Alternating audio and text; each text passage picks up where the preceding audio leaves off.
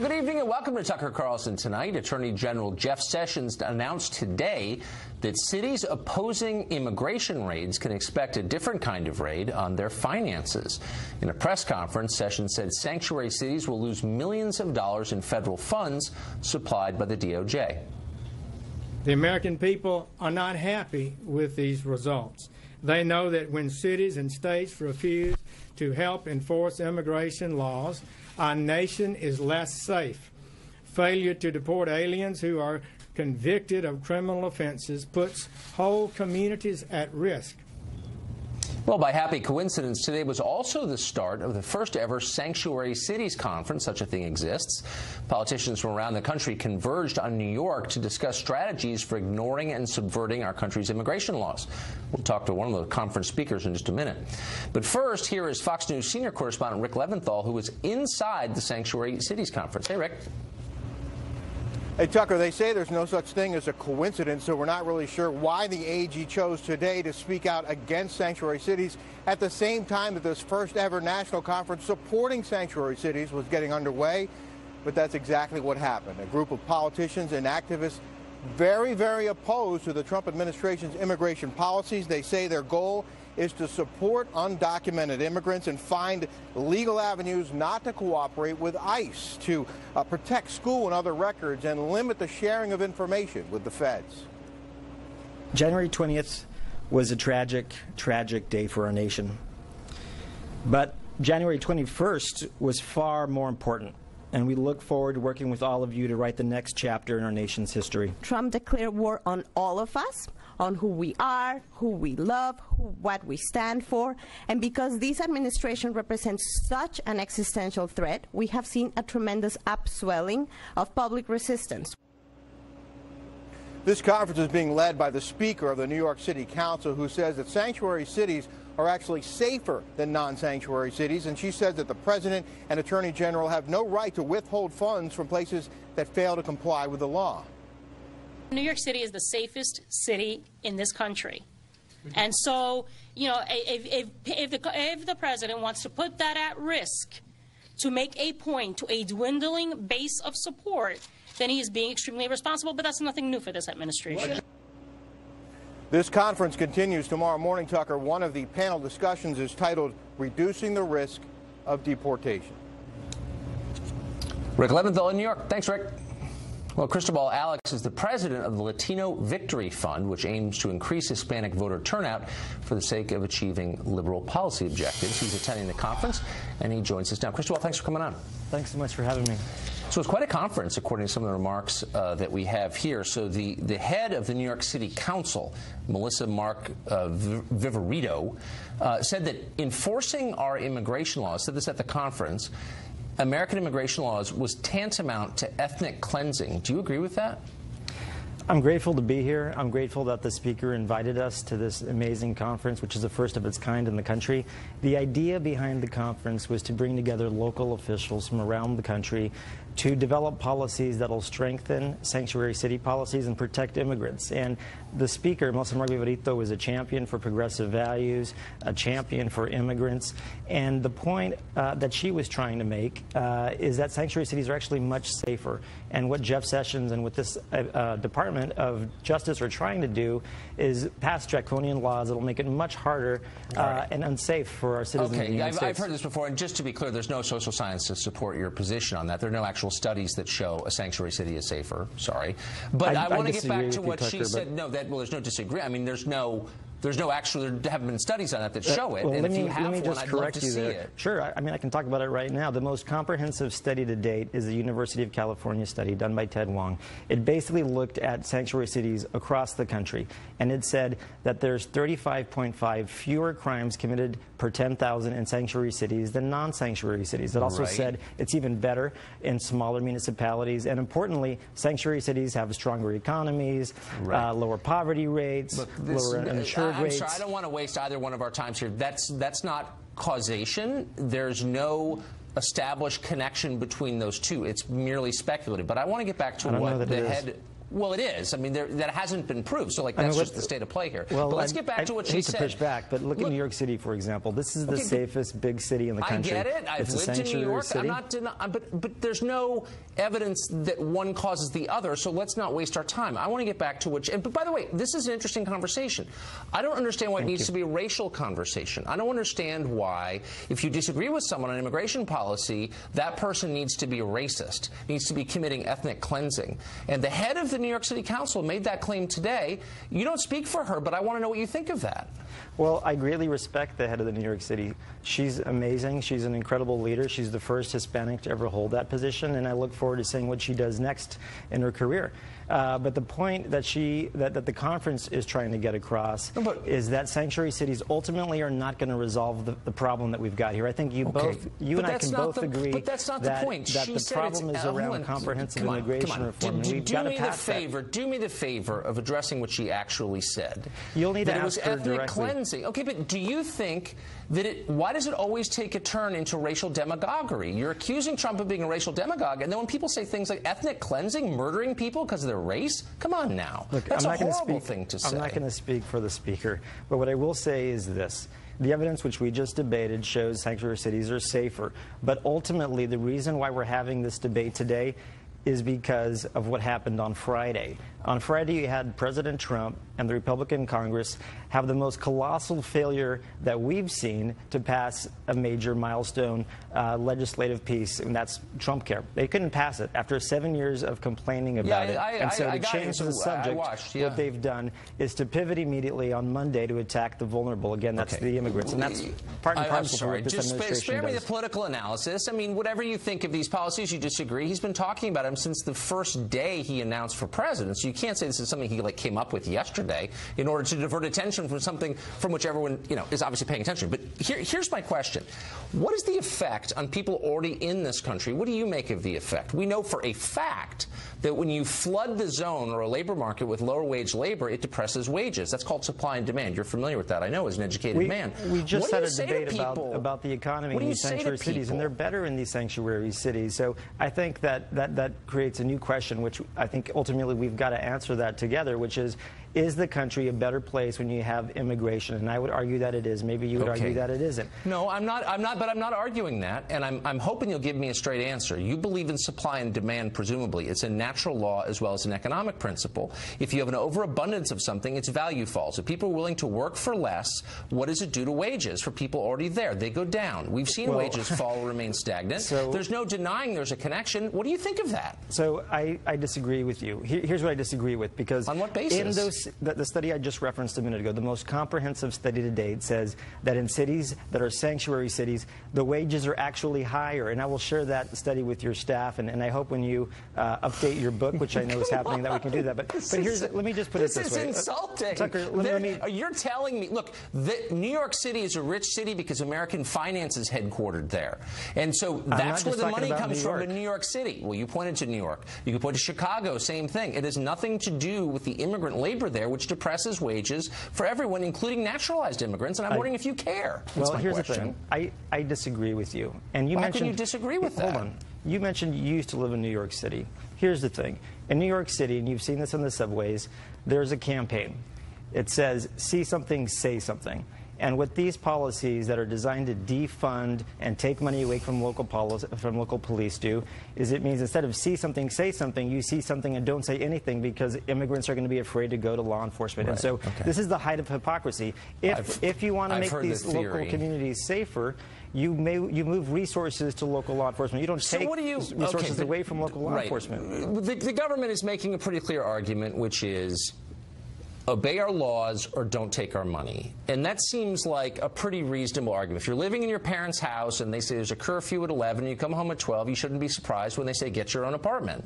I mean, that's kind of the argument here. It's not about law enforcement or safety. My question to you is, what's a good number? We've got about 11 million people at least living here illegally. How many do you think we should have? Look, to your point about saying if you don't follow my rules, I'm going to take away your money.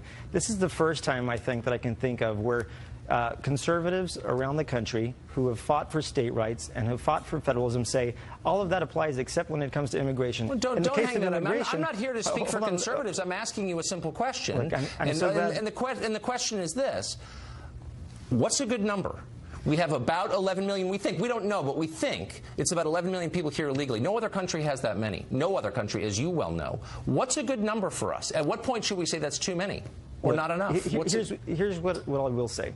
Obviously, sanctuary cities are not the ultimate fix for this broken immigration system. Congress, even though this Congress can't get it done, Republicans control every branch of government. They can't pass Trump care. But at the end of the day, stop with the propaganda. At the end of the day, you're going to have to pass question. a law to fix this system. Okay, but I'm not going to tell you who's pushing for a certain set of positions based on your beliefs. And my question as an American citizen is, how many illegals in this country is too many? Have you given that any thought at all? Since you're pushing for more tolerance of illegals, like, what would be a good number for us? Should we have 22 million? Is 10 too many? Like, what's your view of that? Look, this is a country built on immigrants. Immigration is the fabric of our nation. Is the country built on illegal immigrants? The country is the strongest country in the world because of immigration. And so, yes, instead of building walls, we should be building bridges. We should be fixing our immigration system. I'm sorry. I'm getting frustrated because you guys always fall back on these bumper stickers. Do you ever engage with the ideas? Do you ever think, my job is to advocate for illegal aliens? How many should we have? Do you ever, work through what you actually believe, or do you always go back to we're a nation of immigrants and we should build bridges, not walls? I mean, I'm sincerely asking you that.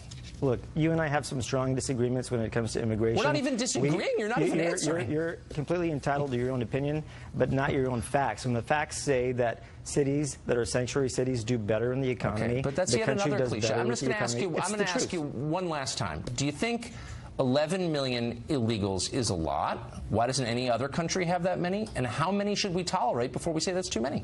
What I'll say is that the immigration system is broken. We need to welcome immigrants into this country, and that's what makes this country strong. Okay. Mr. Criswell, Mr. Alex, rather, thanks a lot for joining us. Appreciate it. Thank you. Really appreciate it. Up next, we've reported heavily on the rape case in Rockville, Maryland, the appalling one. Now, Congress is getting involved. We'll talk to a congressman, chairman of the House Judiciary Committee, in fact, who wants to know why an 18-year-old illegal alien was placed in the 9th grade in the first place.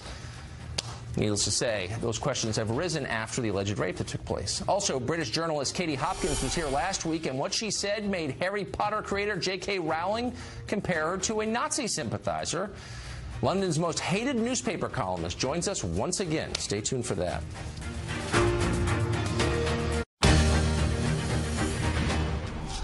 Well, during his remarks today, the Attorney General, Jeff Sessions, warned that if Maryland insists upon becoming a sanctuary state, crimes like the horrifying alleged rape we saw in Rockville, Maryland, will recur again and again.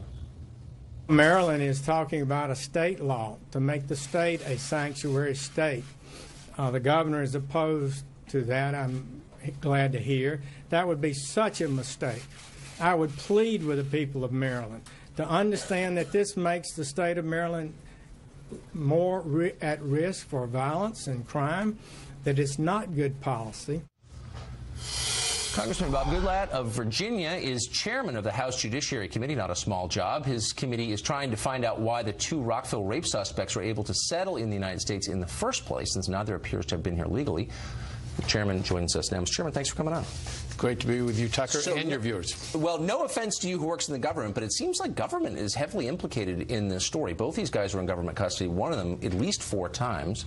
And yet I don't hear anybody talking about the failures of the U.S. government to keep its population safe. Well, it's an absolute failure of the U.S. government. No question about it. A failure of the Obama administration to enforce our immigration laws. And I love hearing Jeff Sessions talking about respect for the rule of law and abiding by the law and protecting people and keeping them safe. This is a totally preventable crime that occurred in Maryland, and it happens all over the country, and it happens very frequently, and it is the result of sending the message, not just here in this country, but to Central America and elsewhere in the world. You come to our border, we're going to release you into the interior of the country. And that is now changing with this new administration, and it's actually very exciting. We've seen a steady decline, a 40% decline in February of border apprehensions, a 60% decline in March. And if they keep enforcing the law and keep sending people home where they belong, particularly these unaccompanied minors, when you pick them up at the border, you should make sure they're safely returned home as rapidly as possible. That's certainly not what was done in the Obama administration. They wound up more than 2,000 miles from where they entered. It's not clear how they did that. It's also not really clear how old they are. One of them is being treated as a minor because he says he's 17. How exactly would we know that, necessarily? They often don't know because they show up at our border without any kind of documentation in most instances. They're then processed and released into the interior of the country. One of these two young people was held for a few weeks and then released. The other was released in a few days. And they were, I think, actually delivered by our government, one to a father, one to an uncle. I understand the father has now been arrested by ICE, or actually by the local sheriff in Maryland, and is going to be turned over to ICE to be processed, to be deported out of the country, because the child was turned over to a father who was unlawfully present in the United States. And they're both headed home, I hope. It doesn't seem like anyone cares. I mean, all the focus in the press and on the other side of the aisle seems to be on the victims of enforcement of immigration laws, but it somehow is bad manners to mention the Americans hurt by the consequences of this. Why is that? You're in the Congress every day. What do you think that's about? First of all, I don't think it's true that no one cares about this. I think a lot of people care about it, and I think that's one of the main reasons why Donald Trump is president of the United States today. So I think but the press doesn't care. I mean, it's considered bad form, or you're a nativist if you point this out, something that actually happened?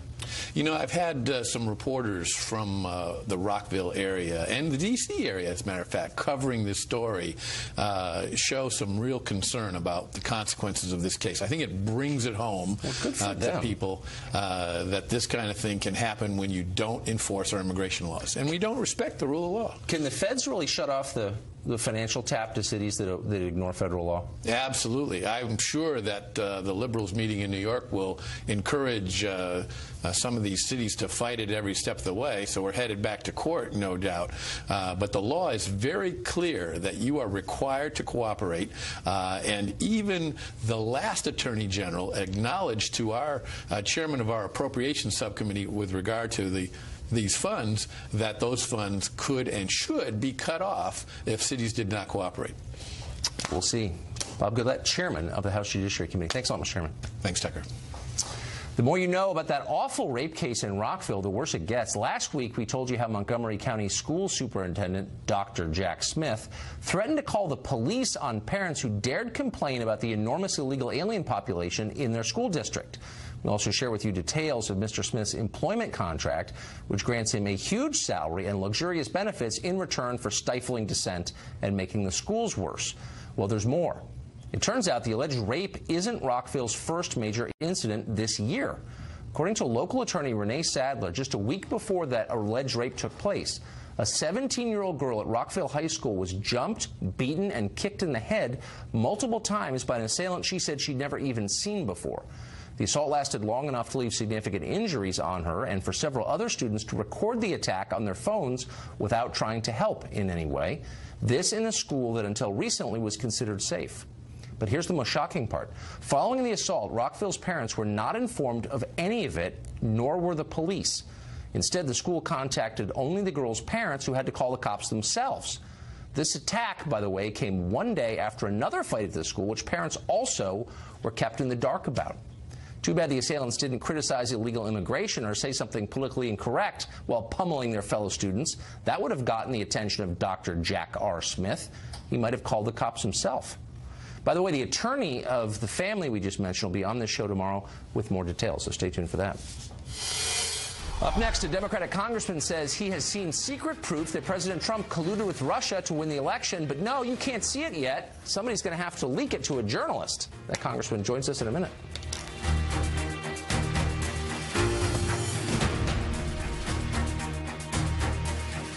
We're also investigating leaks as it relates to Russia. Now, as you know, just recently last week I found out that there was additional information that came forward to me that had nothing to do with Russia, but has everything to do with whether or not Americans were masked properly or, in fact, unmasked. And I'm very concerned about that. By surveillance. Now, the Trump-Russia story now exists in 3 different realities. That was House Intelligence Chairman Devin Nunes on O'Reilly a few minutes ago. He's saying he has seen strong evidence that President Trump was spied upon by the Obama administration, but none that the Trump campaign colluded with the Russian government.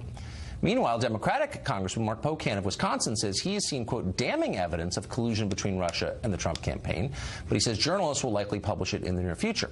The rest of us are stuck in a third reality with no proof for either claim. Perhaps Congressman Pocan can change that. He is on the set tonight. Congressman, good to see you. Yeah, thank you, Tucker. Glad to be here. So the concern here, I think, on the left and on the right, too, and my concern is that all of this stuff undermines people's faith in a system that is built on faith, essentially. So given that, does it really help to say, for either side, Republicans too, I've seen secret documents I can't tell you about, we're going to wait till it's leaked. Why don't we just all be quiet until the evidence emerges? Well, or I think what 2/3 of the people in America want, let's have an independent commission come in. It's in the best interest of everyone, and get this resolved so we can move on with things. But the problem is you've got the classified document by 17 intelligence agencies that I've read and reread parts of it. You've got the separate dossier by some British person I don't even refer to, although some of those things have been proven to be true. And then you've got some work that journalists are doing, things like what they had around the Attorney General, that he indeed had some contacts during the campaign. And you're right, there's a lot of information out there right now, but that's why it's in everyone's best interest to have an independent commission separate from Congress come in and take a look at all of this, and then we can move on. And that's what the public's really asking for. But you know what's really going on, which is the NSA, the National Security Agency, has all the data on everything. They've tapped into the trunk lines, every email communication in the United States, every phone call, maybe some of our thoughts are being recorded and stored by the NSA. So they know exactly the degree to which the Russians interfered or didn't, the degree to which the president was spied upon during the campaign or not. Why doesn't the Intel Committee in the House and the Senate say, produce the documents now? Now. Yeah, well, and the president should say that, too. And it would have worked perfectly that way had, especially on the House side, the head of the Intel Committee not kind of stumbled through this process. And the fact that, just last week he, is getting documents on White House grounds, and then he's announcing and giving to the White House the next day. I mean, he's put himself in a point where he's going to have to recuse himself from all this, which is why an independent commission, which is exactly what the American public wants, makes the most sense. Because it's in the best interest for the Trump administration, right? If there's nothing to be had out there, then let's have that independent commission come in. Let's be honest. I mean, look, I've had Schiff on this show, Congressman Schiff of Burbank, who's on the Intel Committee, absolutely, and I asked a couple pretty normal questions. I thought, like, where's the evidence, for example? And he called me an agent of the Kremlin. This is clearly a guy who's totally partisan, which shouldn't surprise us. Congress is about partisanship. So why are we pretending we're surprised that Nunes is a Democrat and Schiff is a Republican and Schiff is a Democrat? I mean, like, this is what it is, but we can still get information, can't we? And why don't we wait until it's actually produced? But that, I would argue, is exactly why you want an independent commission to come in and take advantage of looking at it without having the partisanship. Because I think the American public, you rarely see, 66% say they want to do something like this because there is so much information. I mean, I can tell you from what I've read, anyone who read the classified report, including people like John McCain and plenty of others, your natural reaction should not be to say, let's lift sanctions. And yet that's exactly what the Trump administration did. So I think what we have got some concerns, that was way before we found out all the connections between campaign people on the Trump campaign, administration officials. Maybe he thought our Russia policy was silly. I mean, he said that in every speech that I covered a lot of his speeches. He said, look, we can make common cause. And I can tell you, if you had the opportunity, Tucker, I wish you'd join me. And I've asked for that classified report to be declassified because I think you can take away where our sources came from. I think that's the biggest concern the intelligence community has, and show all that information that I've seen, because let's let the American people make the decision and have an independent commission. But you know what? I don't think I need to be in the Intel Committee to be convinced. So why don't you explain to me precisely how the Russians altered the outcome of that election? And if they were so deeply involved, what happened in California, for example? They don't get Russian propaganda there? Why did Hillary win by almost 4 million votes if it was that effective an operation, win the popular vote? Yeah, so I think the parts, I don't get it, the parts that have been unclassified have clearly said, the intelligence community said, that the Russian government, led by Putin, specifically interfered with the election. They wanted Donald Trump to win, and a lot of the details of some of the stuff that's still going to come out and is still coming out. But you've got to admit, you look at this. Well, I'll just name one. That's it. That's all I want. Look, foreign governments try to interfere with every single process in American life all the time, and you know exactly what I'm talking about. They're everywhere. They live in my neighborhood. But we've never had anyone interfere with a U.S. election like Russia has right now. How exactly did Russian activity move a single vote? And do we have evidence that? You don't need to have access to classified documents to know that. But actually, you do. I think some of the information that's... Can you give me a hint? No, because like in what I've state, sworn using an what oath. means? That's part of the thing. I mean, so here's what I went on the floor of Congress and said, let's declassify that report. Because if we can, again, protect the sources, which I think is the main concern they have, let the American people see everything and make the decision. I get all that, and I understand. Well, the allegation is what the intelligence community said. They have come in and done through multiple ways, try to influence the election. But name one that actually had any effect. That's it. You don't need to have any classified information revealed to say that. You could say, well, you do. In some cases, you do. How about any case at all? Tucker, I wish you could read the classified report. I wish the American people could, because I think if they saw that and the new information that journalists are coming out, like Jeff Sessions, who lied to Congress, saying that he never met with any Russian officials, and maybe 2 or 3 times. Oh, the meeting that was set up by the Obama administration at the Republican convention? I'm talking about the 2 or 3 contacts. Yeah, the one that was set up by the Obama administration. At the Republican convention, when multiple people by the Obama State Department set up that meeting. When multiple so people had the contacts. It's like so dumb. But how about the idea that when FBI Director Comey said that the Trump administration has been under investigation because of collusion? That means something. Now, I wish we would have known that before the election. Well, it means might a lot have been of more things, helpful. but I don't think, whatever, that's a whole separate conversation. That's why the independent commission driving me is crazy. the smartest way to proceed. We need an independent commission because we need to safeguard our elections. And I think you've sponsored legislation to that effect, too. Yes. There's no evidence in the public view that shows a single vote changed by Russian interference. There's a ton of evidence showed that votes have been changed and affected because we don't have voter ID laws in a lot of states. Well, so if you really care... I would actually disagree with you with that. I got PolitiFacted on that one. In the city of Detroit, I said my statement based on the numbers was you're more likely to get struck by lightning than commit voter fraud. No, and I got a true out of PolitiFact. They don't like to give out trues because the reality is... What does that even mean? In the city of Detroit, in the 2016 election, 1/3 more votes were cast than there were registered voters. So, like, that happens on a regular basis because you have new voters and people who move get considered a new voter. That's how the numbers work. No, that's just how the process is. That's not a damning statistic. Well, it might be or it might not be. We don't know. And we also don't know why a certain number of dead people vote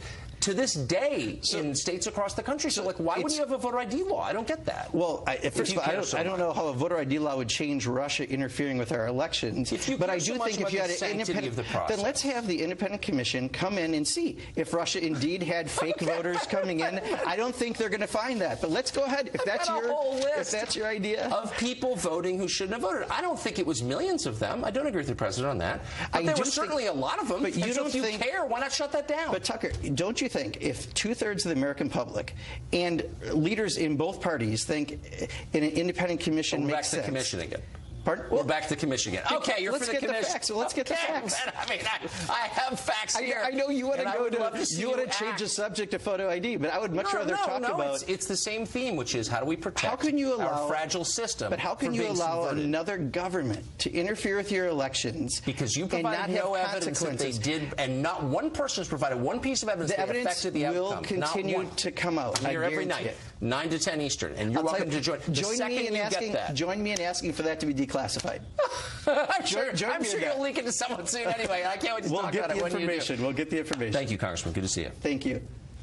Well, last week, British columnist Katie Hopkins said London lives in perpetual terror of Islamic violence. In response, she was called a Nazi sympathizer by the world's most popular children's book author. Whoa, that was intense. Up next, Katie Hopkins will be back to respond to the many people who hate her. Stay tuned.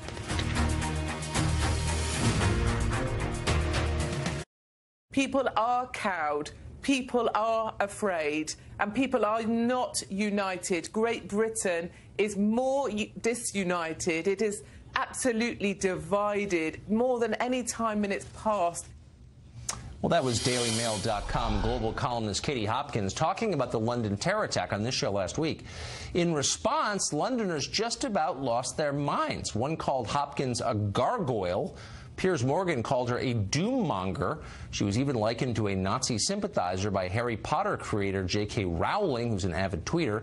She tweeted, quote, "As Fox News and Katie Hopkins tell the world that terror is cowing London, I remember pro-appeasement U.S. Ambassador Joseph Kennedy in 1940, which makes her both very old and also a non-linear thinker." What does that even mean? Is Katie intimidated by all of this? She joins us now to tell us. Katie Hopkins, thanks for coming on. My pleasure. Thanks for having me. So apparently the column that you wrote and the conversation that we had were reported as hate crimes in Great Britain? Yes. That's absolutely correct. The column I wrote, which was really quite heartfelt, about walking through the city after the attacks, feeling ourselves being pushed under by a terrorist. It was kind of a soft, thoughtful piece. That's been reported repeatedly as a hate crime against this country. And Londoners have completely lost their mind about me speaking out, about me failing to stick to the song sheet that we've been issued, because I don't say we stand united, because I will not say we are not cowed, because I'm speaking out about the fact that I believe this was all about Islamic terror and it sits with the Muslim community. London has absolutely lost the plot. They are mad as a box of frogs. What happened to your island, which gave the world freedom of speech and was, you know, the embodiment of pluck and vigor and toughness and self-sufficiency, and took over the whole world? And now you're being called a hate criminal, and your Twitter's trying to censor you? Like, what happened exactly? Yeah, and that's nothing new for me. You know, these liberals will come at you any way they can. They report me to social services about my children. They have reported me to the Major Crime and Homicide Command. I've been interviewed under caution. That's kind of standard stuff for me. I don't mind. You know, J.K. Rowling writes for children, and she writes about a fantasy land. Now, she wants to believe a fantasy land where we're all getting on well together and it's a brilliant, marvellous place, and it's absolutely fine, no problem that someone mows down people as they cross a bridge. You know, we'll leave that up to J.K. Rowling. People have said to me, look, Katie, we survived the Blitz. You know, we can survive this. This is nothing. Well, you know, in the Blitz, we were fighting for something. We were defending our great country. As far as I see it, London, which is really Obama on steroids, London are accomplices in wanting this country to fail. And that's why you'll see on Wednesday, when we finally kickstart the process of leaving the European Union, the rest of the UK, which is essentially Trump Town, where I belong, we are leaving the EU. We will stand defiant. We will stand up for Great Britain. London, Obama on steroids, completely different place, lost to the liberals who want to deny this attack had anything to do with Islam at all, and in fact have come out on the other side saying we must stand up and defend the Muslim community. Well, and that is the difference between what's happening now in the Blitz. And the Blitz, of course, Great Britain was attacked from another country, not from within. So what's been the response from the British government to this?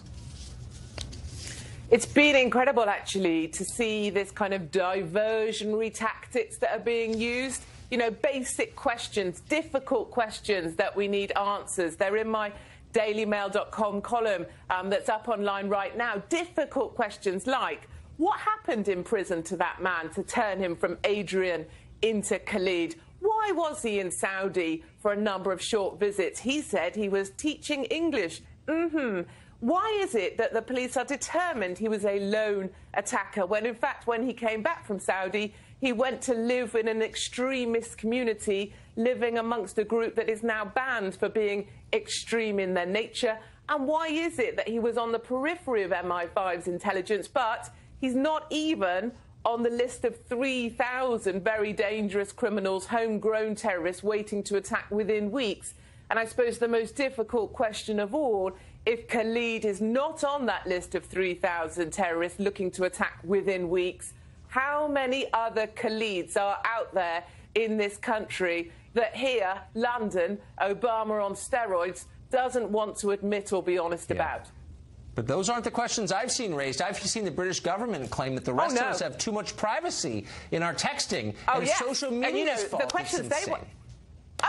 Of course, they want to talk about, you know, what's up, and did he send a message just before he decided to go over the bridge? You know, was he on Google? Did he need a lesson on how to stab people? Did he get that from Google? Anything, diversionary tactics. They're running around like ants in the sun under a magnifying glass about a load of piffle and waffle to stop people like me asking the difficult questions, which is how many more Khalids are out there, and how many more times are we going to get stood on like a bunch of ants? Because you know what ants do when they get stood on? They carry on as normal and they wait for the next footstep to fall. And I refuse to be part of that. So we're almost out of time, but give me your one-sentence response to J.K. Rowling.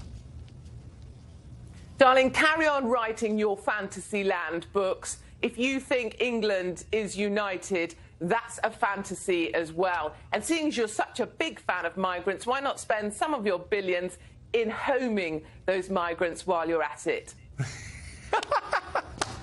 Katie, it's great to see you, as always. Thank you. Thank you very much, Tucker.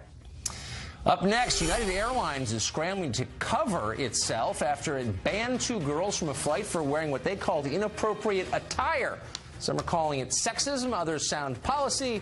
A panel to discuss it up ahead.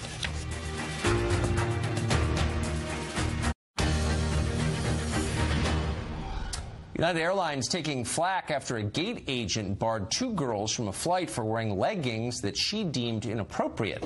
The airline says the girls were flying for free because they're relatives of an employee and therefore had to abide by a dress code, but that did not stop the ridicule online. Chrissy Teigen tweeted this: "I've flown United before with literally no pants on, just a top as a dress. Next time I will wear only jeans and a scarf." Tammy Bruce is a New York radio show host. Caroline Heldman is a political science professor at Occidental College in California. Both join us tonight. Caroline, first to you. So what I find hilarious about the story, I have to say, is that it was a female gate agent who told these girls what they could wear.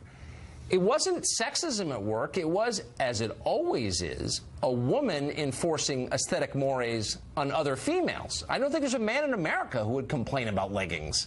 So how is this sexism? It may be wrong, but why is it sexism? Well, Tucker, I think you're perpetuating a myth that women can't be sexist. Of course we can. And this is a sexist policy. It's one that really only applies to girls and women. And in this case was used to sexualize some girls in their early teens, which is ridiculous. But I think it's a myth to think that women can't enforce sexism. If women didn't enforce sexism, it would probably have a better chance of disappearing. Yeah, well, you should tell them that. I mean, Tammy, look, I like leggings. I would never, be involved in this personally. But these were not conventional passengers. They were flying free. They're relatives of employees. And right. So the principal question is, do companies have a right to enforce a dress code on their employees or people who are benefiting from their services? Do they? Yeah, and look, well, they do. I think we all do. Look, we have standards for our own home. I think my opposition here and everyone listening would have a standard about who they allow in their home. And even if, like, let's say you're at home and you're working, you can work and have lunch in your pajamas. But if you are invited to lunch at your boss's house, you wouldn't wear your pajamas. So we have standards at various levels. And let me just say, leggings, it's not even really about sexism.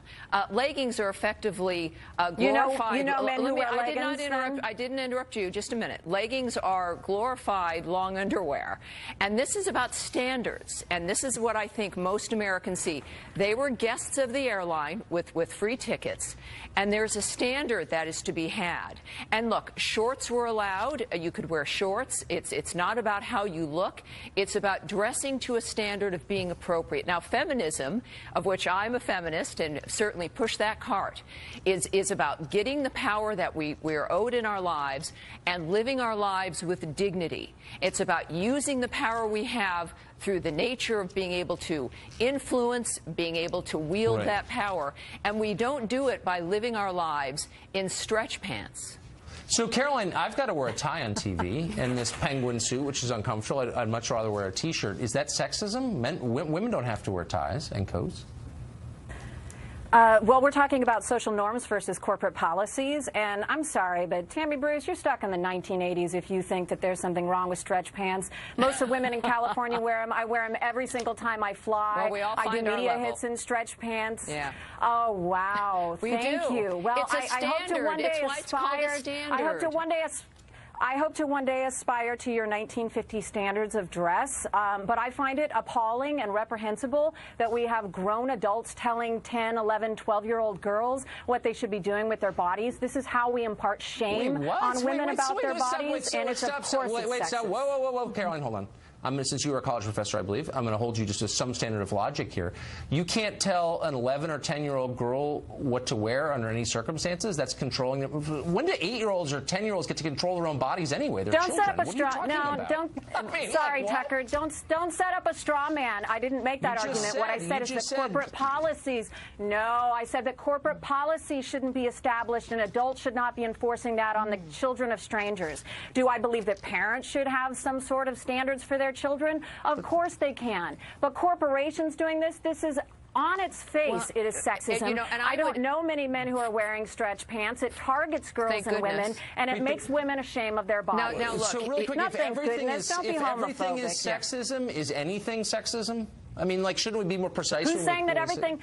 I'm sorry, are we not making a logical argument here? We're talking about a dress code enforced by a corporation sexualizing girls. Yeah, look, here's what it is. When you're setting up children and you're sending a message that our appearance matters, that the standard is not just for ourselves, but for the people around us, it exhibits some level of respect. So children who are taught to have respect for their environment, for themselves, are going to have a much easier time at being able to influence their environment than children who are taught that there are no standards. Now, when you're a guest in someone else's home, that is also where their standards matter. If you're going to accept a free ticket on United or any other airline or go into someone else's home for dinner, you should care about what those standards are.